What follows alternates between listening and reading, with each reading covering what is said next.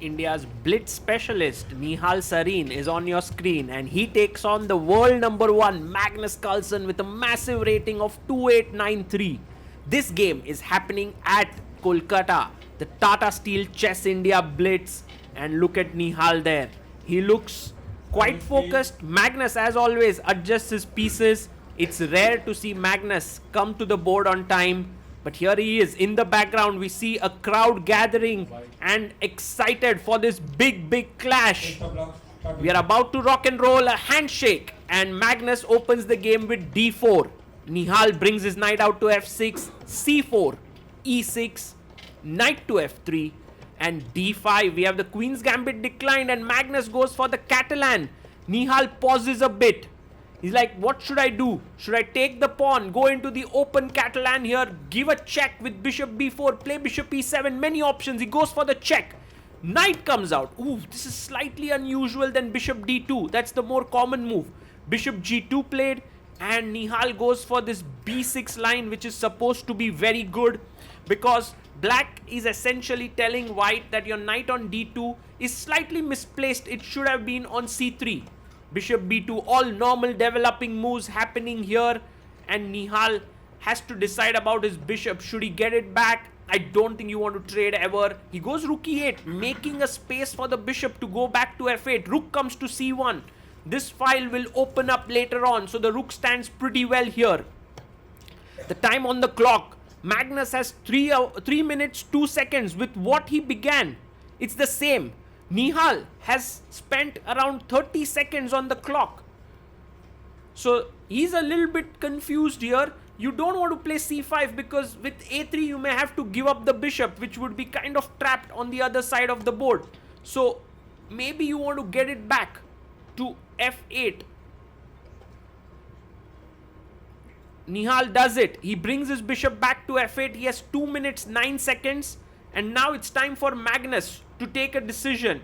There is an idea with knight jumping into e5, looking at these soft squares. The other idea is to just push pawn to e3. Simple move.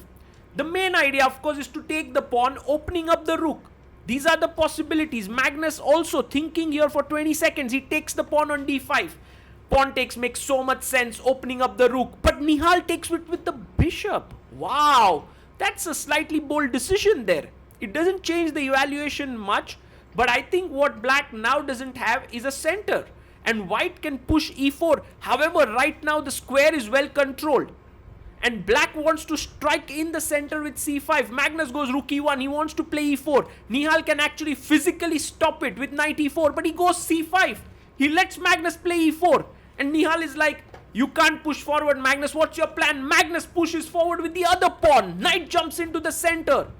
Is this pawn on e5 going to be a strength or a weakness? Only time will tell, because these pawns are going to get traded. I love Magnus's next move, knight e4. He wants to look at the d6 square, although for now it's very well controlled. With pawn on e5, often you have attacking possibilities on the king side as well. Pawn takes pawn will be met with queen takes. He goes rook c8. That's a good move, bringing the rook into the game. And now an important moment for Magnus. 2 minutes 8 seconds on the clock. He should think here, how is he going to make progress?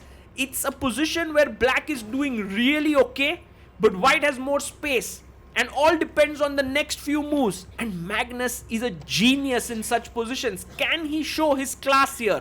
There's one idea, which is knight d2, knight c4, which the engine loves, and Magnus finds it. Wow! Magnus Carlsen, you can bank on him to find an amazing positional maneuver wherever it exists.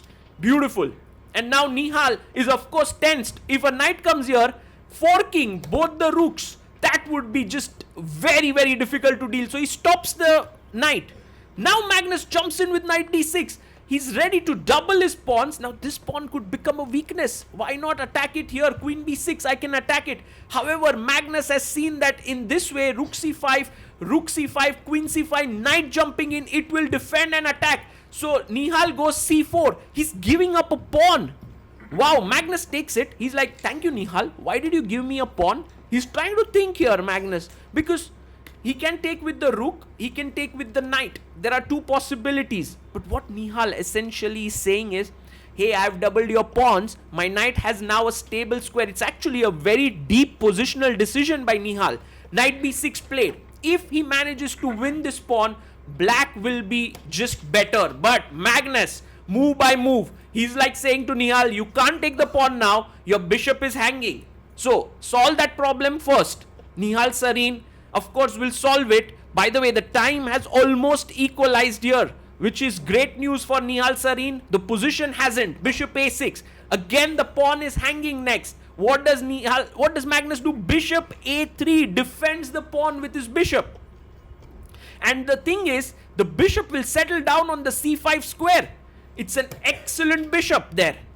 And now, Nihal has to find his next move. It seems very difficult to play here as black, although you have these beautiful knights, which cannot be dislodged. But what are they doing? It's a game of patience now. Nihal goes queen d7, he waits. Magnus puts his bishop on c5, pawn to h6. Nihal is like, okay Magnus, make some progress. Magnus says, I don't know, I'm also waiting. h3, improving the position. Rook d8, Nihal waits. Waiting game. Dudum, dudum, dudum, dudum, dudum. Queen d2, he brings his queen up, connects the rooks. Queen a4. The queen is now looking at the a2 pawn, also putting a bit of pressure on a5. Magnus goes bishop e4. I love this move. The bishop is looking in this direction. Who knows, a kingside attack may come in. The knight attacks the bishop.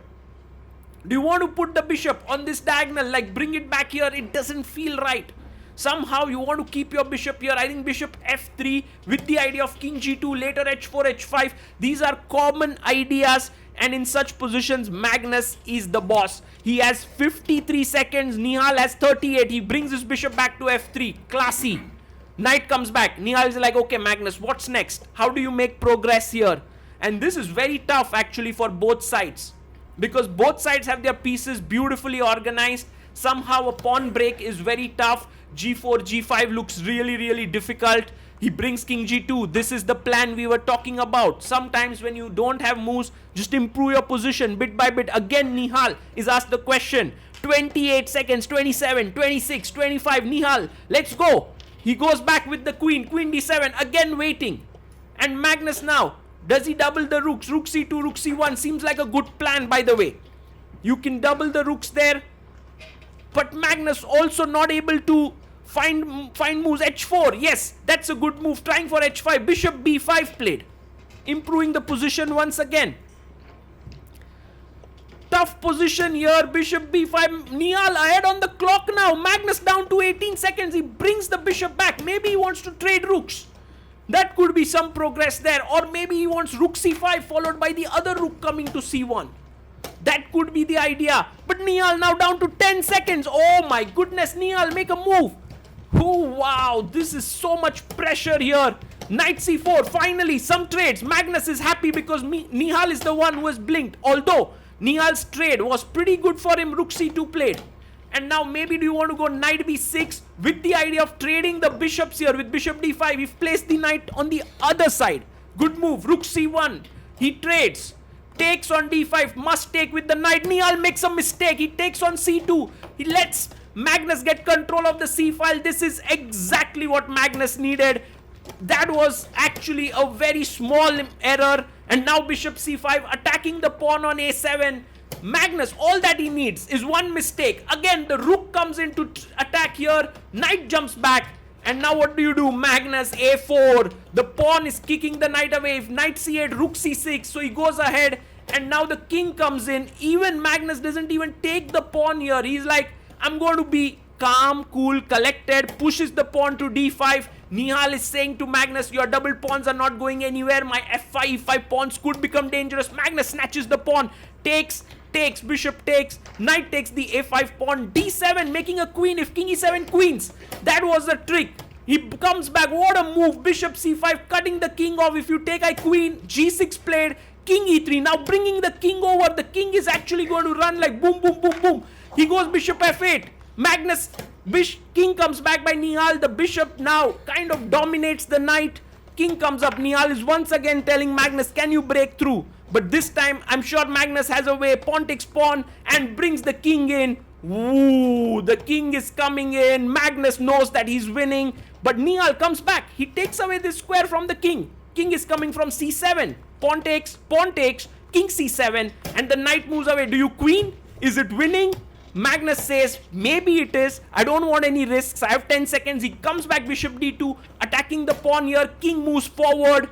And now d6. You can't take with the knight. I'm just queening here. So he pushes the pawn. Nihal is like, can I hold this? The doubled pawns here. Because if you make a queen, I'll take, and then I'll take this pawn. But Magnus, of course, defends the pawn first. Now threatening to queen. Nihal resigns. What a game this was by Magnus Carlsen. An extremely high-class positional battle. Nihal is known for his positional chess. He was trying to hold his own against Magnus. But then you know that the GOAT is the GOAT. He is able to create those positions where his opponents, even though super talented like Nihal Sarin, are unable to handle the pressure. And of course, this is a great learning experience for Nihal. But for now, it's Magnus who takes home the full point.